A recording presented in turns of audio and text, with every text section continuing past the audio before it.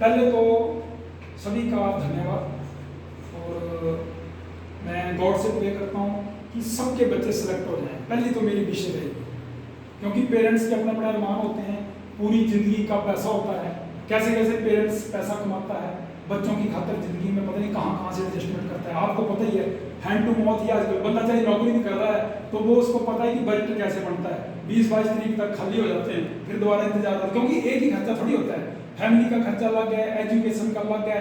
तो ये पैसा अगर पेरेंट्स खर्च कर रहा है ना, तो ये पैसा तभी वसूल होगा अगर बच्चा कामयाब हो जाएगा। पहली बात है, तो कामयाब होने के लिए क्या है कि पेरेंट्स और बच्चों का जो है और हम टीचर हैं, हम तीनों का रोल बराबर होना चाहिए। ठीक है, तो हमने अपनी तरफ से आपको बता दिया कि मैं अपने स्टाफ की तरफ से पूरी जिम्मेवारी लेता हूं, और मैंने ये भी बता दिया कि स्टाफ की तरफ से नेग्लिजेंसी होगी तो विद इन सेकंड मैं स्टाफ चेंज कर दूंगा। अगर मेरे को कोई नेग्लिजेंसी पाई गई, ये मैं आपके सामने आज कमिटमेंट कर रहा हूं, क्योंकि मैं सेक्रीफाइस दे दूंगा। मैं जो रूल रेगुलेशन बनाऊंगा, क्योंकि आपको पहले बता दिया मैं नंबर 1 बनने की तरफ जा रहा हूं, बढ़ने का एम रखना चाहिए। अगर बंदा बड़ा सोचेगा ना सर तो ही पहुंचेगा। अगर कोई मजदूर की तरह सोचता रहेगा तो मजदूर ही रहेगा ना।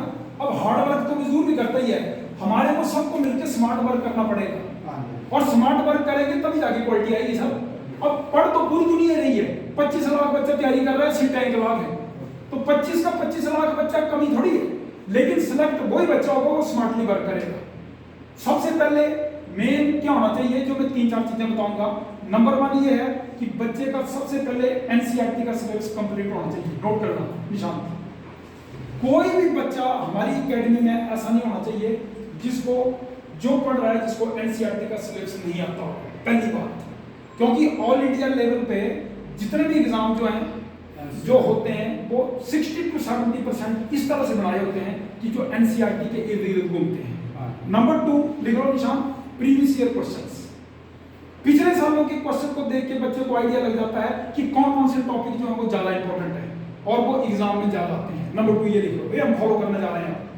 वो टीचर की ड्यूटी होगी, टीचर ने करवाना है, क्योंकि वो बच्चा हमारे पास पढ़ने आ रहा है, वो टीचर की रिस्पॉन्सिबिलिटी होगी। और नंबर 3 लिखो, टेस्टिंग एंड असाइनमेंट।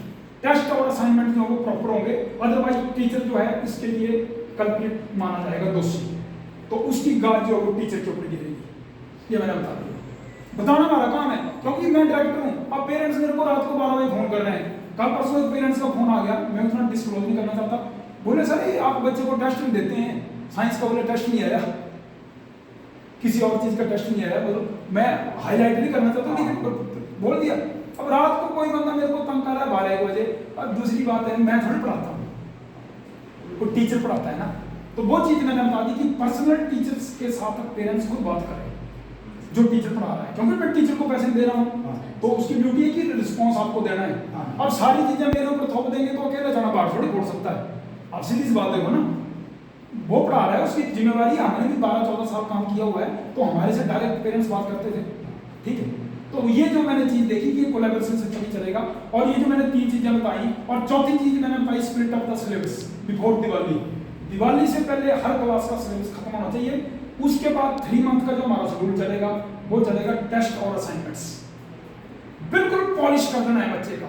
9th और 10th वाले बच्चे हैं, olympiad level, NTSC level, set level, लिख लो 9th और 10th का, एसएटी लेवल, एनटीएससी लेवल और ओलंपियाड लेवल। देखते हैं बच्चा आपकी तरह बन जाएगा। और जो 9वीं और 10वीं का बच्चा है